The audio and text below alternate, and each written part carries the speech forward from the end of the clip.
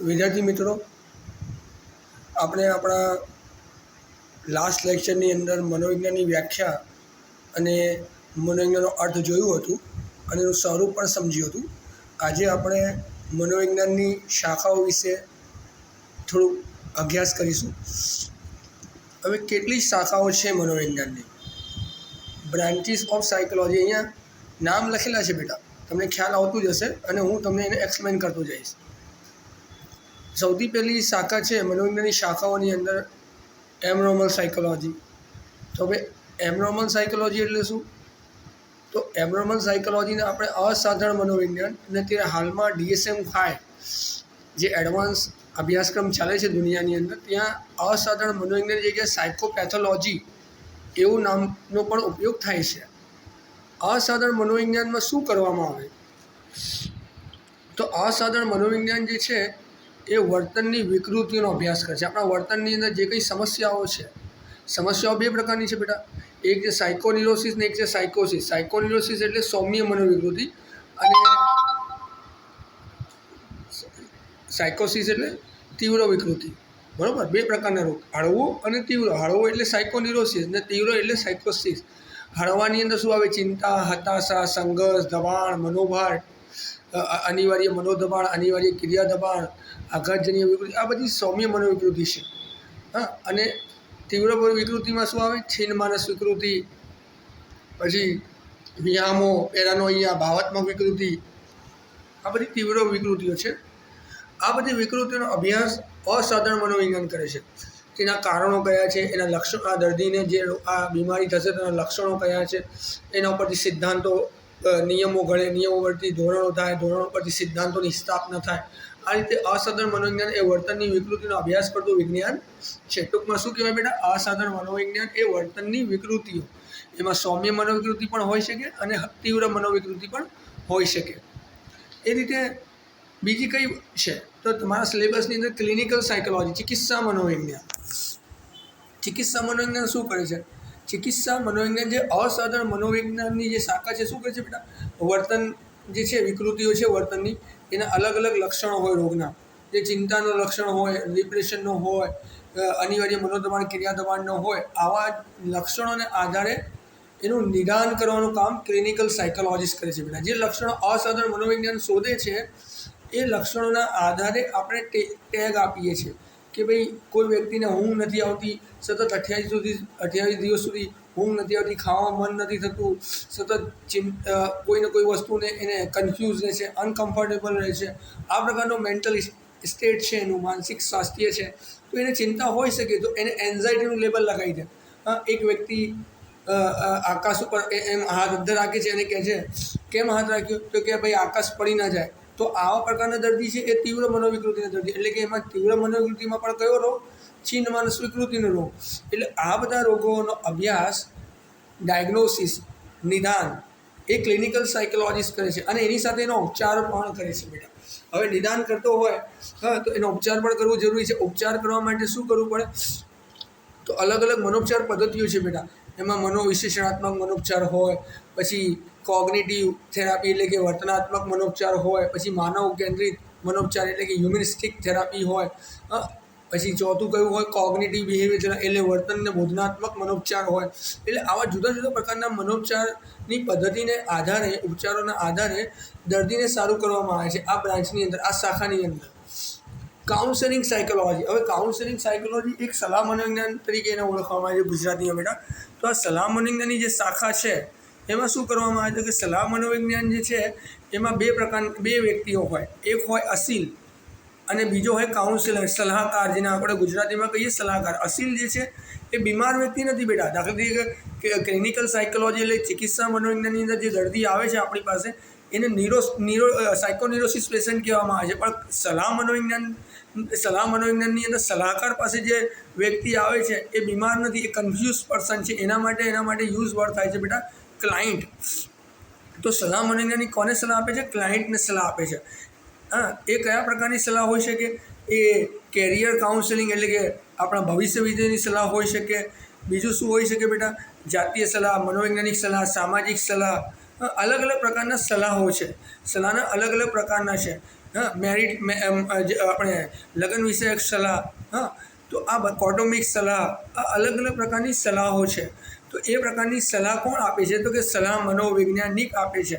હા એ સલાહ મનોવૈજ્ઞાનિક કઈ રીતે આપે છે?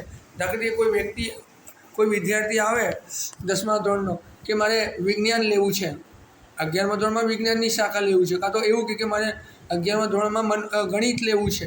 તો હવે એકચ્યુઅલી એનો વ્યક્તિત્વ એની સાથે સુટેબલ છે કે નહીં, એની અંદર એ અભિયોગ્યતા છે કે નહીં, આ પ્રકારનું કાઉન્સેલિંગ એટલે કેરિયર કાઉન્સેલિંગ. તો એ કેરિયર કાઉન્સેલિંગ કરવામાં આવે ત્યારે કોના ઉપર ડિપેન્ડન્ટ રહેશે?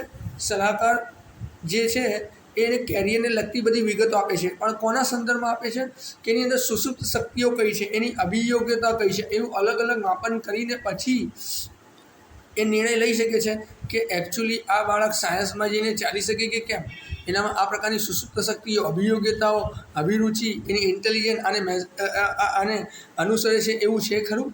તો આ બધા લક્ષ્યોને જોયા પછી જ આપણે નિર્ણય લઈ શકાય કે સલાહ મનોવૈજ્ઞાનિક તરીકે કેરિયર કાઉન્સેલિંગ આ વિદ્યાર્થીને આપણે કરી તો આ વિદ્યાર્થી સાયન્સ શાખામાં સફળ થશે કે કેમ, આ બધું નક્કી કરવાનું કામ સલાહ મનોવૈજ્ઞાનિક શાખા કરે છે. અને સલાહ મનોવૈજ્ઞાનિક શાખામાં કોણ કામ કરે બેટા? સલાહ મનોવૈજ્ઞાનિક.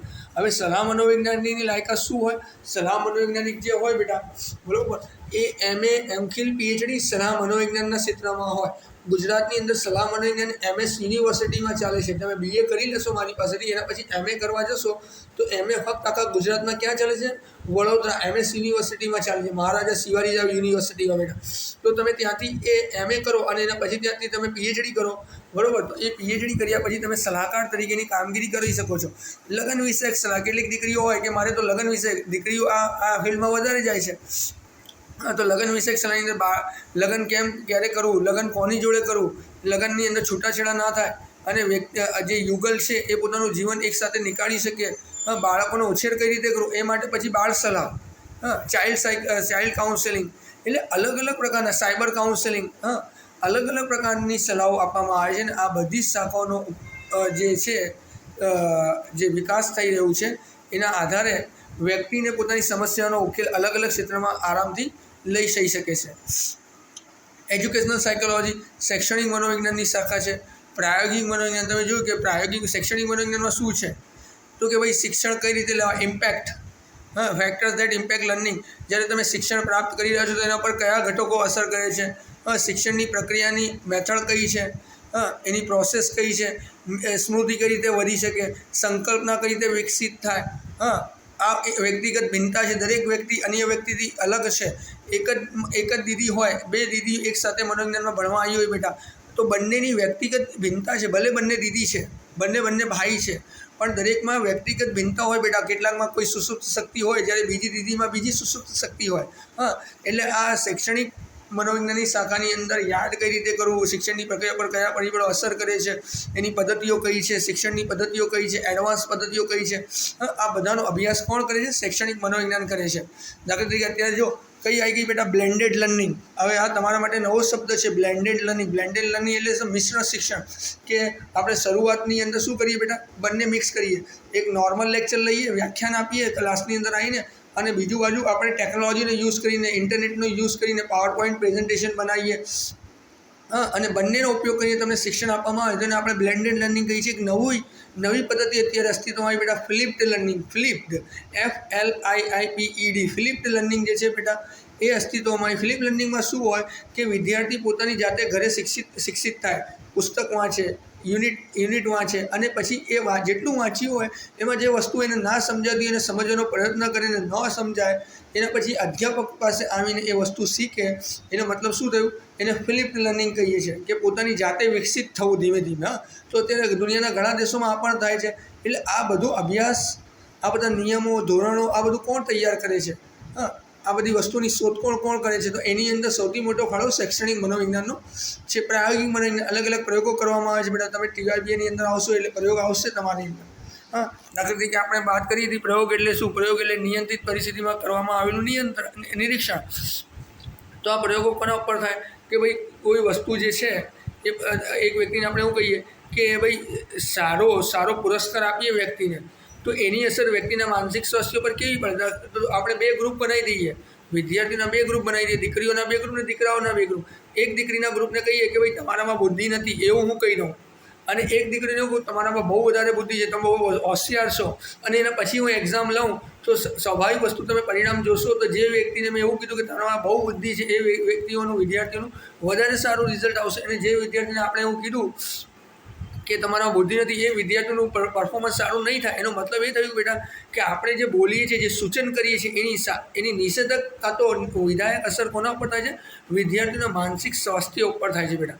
એટલે આ રીતે અલગ અલગ પ્રયોગો કરીને આપણે વ્યક્તિઓના વર્તનમાં સુધારો કરી શકીએ, મોડિફિકેશન કરી શકીએ, વ્યક્તિના વિચાર ક્રિયામાં પરિવર્તન લાવી શકીએ છીએ. ફોરેન્સિક સાયકોલોજી, અત્યારે તમે જુઓ કે ગુનો કેમ થાય છે, બળાત્કારના કારણો કયા છે, કોઈ વ્યક્તિને બીજી વ્યક્તિને કેમ મારી નાખે છે, એની પાછળની કયું પ્રેરણા છે, આ બધા વર્તનનો અભ્યાસ ફોરેન્સિક સાયકોલોજીમાં કરવામાં આવે છે. અહીંયા લખ્યું છે જો લીગલી અભ્યાસ કરવામાં આવે, બરાબર. લીગલી આખી બ્રાન્ચ છે આ.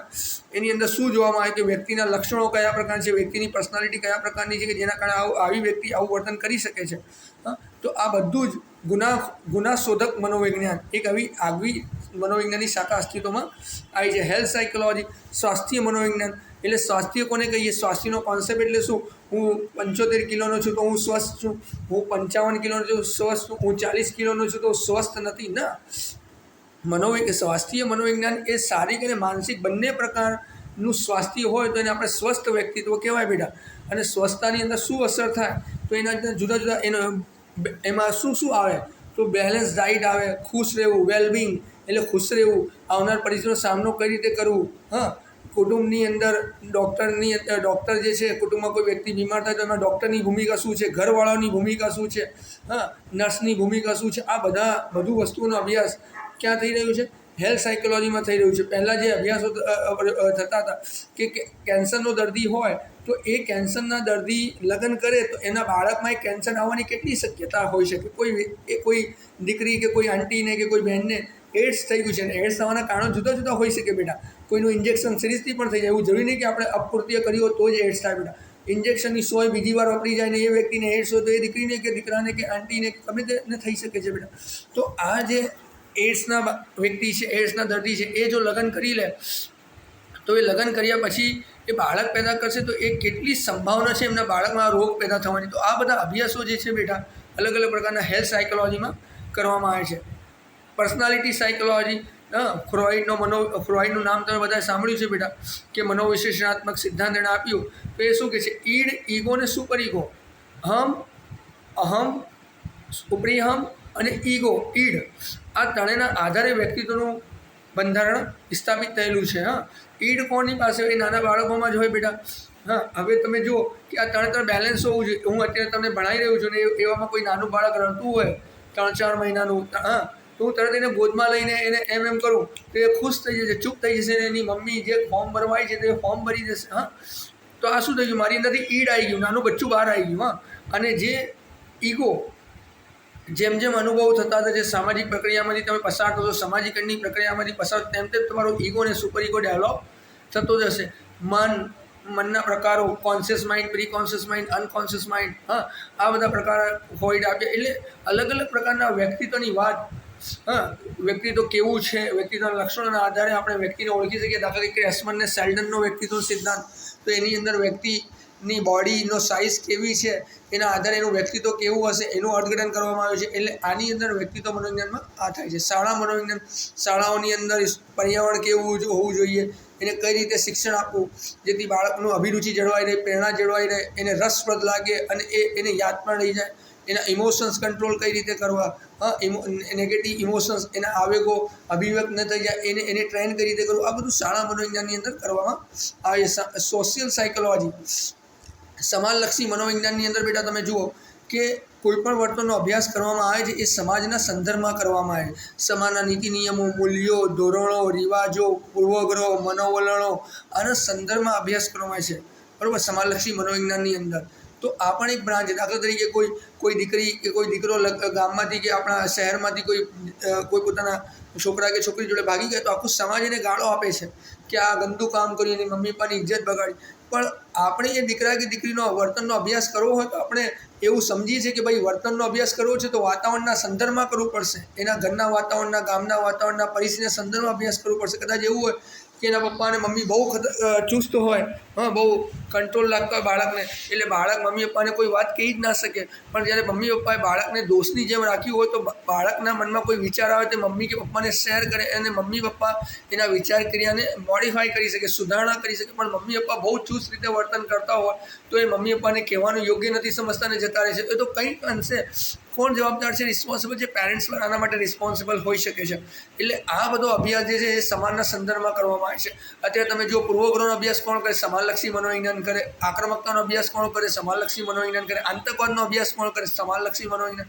એટલે જુદા જુદા સમાજની સમસ્યાનો અભ્યાસ સમાજલક્ષી મનોવિજ્ઞાન દ્વારા કરવામાં આવે છે. સ્પોર્ટ્સ સાયકોલોજી, રમતગમતનું મનોવિજ્ઞાન, રમતગમતના મનોવિજ્ઞાનનો પણ અભ્યાસ. રમતગમતના મનોરંજનમાં શું કરવામાં આવે છે, એ વ્યક્તિ જે ખેલાડી છે, ફૂટબોલનો હોય કે ક્રિકેટનો હોય, ગમે તો હોય, એ પીચ ઉપર ગમે તેવી પરિસ્થિતિ હોય પોતાનું માનસિક સ્વાસ્થ્ય જાળવે. ભલે એવું લાગે કે હારી જઈએ છે તેમ છતાં એ સતત પ્રયત્નશીલ રહે જીતવા માટે. એ એકદમ ડરી ના જાય, એ હિંમત ના હારી જાય, એ માટેનો અભ્યાસ બધું કોણ કરે છે, સ્પોર્ટ્સ સાયન્સ. તમે જુઓ કે એશિયન કન્ટ્રીઝ તમે જુઓ અને કમ્પેરિઝન એની યુરોપ કન્ટ્રીઝ સાથે કર્યું. યુરોપની કન્ટ્રીની અંદર તમે જુઓ કે લંડનની ટીમ, ઓસ્ટ્રેલિયાની ટીમ, સાઉથ આફ્રિકાની ટીમ હારી જાય છે તો એનો સ્વભાવની અંદર કોઈ એટલો બધો ચેન્જીસ નથી થતો, એ બહુ પ્રેમથી હારીને જતા રહે છે. પણ જો પાકિસ્તાન હોય, ઇન્ડિયા હોય, તો એ એનું મેન્ટલ હેલ્થ ઇનબેલેન્સ્ડ કરી દે છે, એકબીજાને ગંદી રીતે બોલી દે, ટીસિંગ કરી દે. તો આ કેમ થઈ રહ્યું છે કે એની અંદર ફોરેનના લોકોની જે ટીમ હોય, એ વોલીબોલની હોય, ફૂટબોલ્સની હોય કે ગમે તે પ્લેઇંગ ગેમ્સ હોય, એ ગેમની અંદર સાયકોલોજિસ્ટ એમને ટ્રેન કરે છે આવી પરિસ્થિતિનો સામનો કરવા માટે. જ્યારે કેટલીક ટીમની અંદર સાયકોલોજીસ્ટ હોય કાં તો એનો ઉપયોગ ના થતું હોય ત્યારે આપણે સાયકોલોજીની કલી શું થાય છે, ડિસ્ટર્બ થઈ જાય છે, હારી જાય. દાખલા તરીકે તમે જુઓ કે ઇન્ડિયન ક્રિકેટ ટીમ છે તો ઇન્ડિયન ક્રિકેટ ટીમની અંદર સચિન તેંડુલકર હતા. એ ગમે તેવી કપરી પરિસ્થિતિ હોય, 6 7 વિકેટ કેમ ના પડી જાય, તેમ છતાં એનું માનસિક સ્વાસ્થ્ય કંટ્રોલ રાખીને પોતાનું વર્તન કરતા હતા અને ક્રિકેટ જીતાડતા પણ હતા. તો આ બધું શું છે, આ બધું અભ્યાસ ક્યાં કરવામાં આવે છે, એ સ્પોર્ટ્સ સાયકોલોજીની અંદર કરવામાં આવે છે. અહીંયા સુધી રાખીએ છીએ. આ તમને ખાલી હિન્ટ આપી છે, તમે ક્લાસમાં આવશો તો એને તમને ડીપમાં પણ ભણાવવામાં આવશે. પણ આ લેક્ચર સ્ટાર્ટ કરું ક્લાસની અંદર એના પહેલાં તમને થોડું બેકગ્રાઉન્ડ એનું હોય તો થોડું તમે વાંચીને આવો, થોડું સાંભળીને આવો, થોડું શીખીને આવો, જેથી મારે વધારે કોન્સેપ્ટ સમજાવવો હોય તમને આના ઉપરના તો તમે સરળતાથી સમજી શકો. એ અમારો આ હેતુ છે. એટલે તમે એનો જોજો અને શીખવાનો પ્રયત્ન કરજો. Thank you. અહીંયા સુધી રાખીએ છીએ. કાલે ક્લાસમાં મળીએ છીએ બેટા.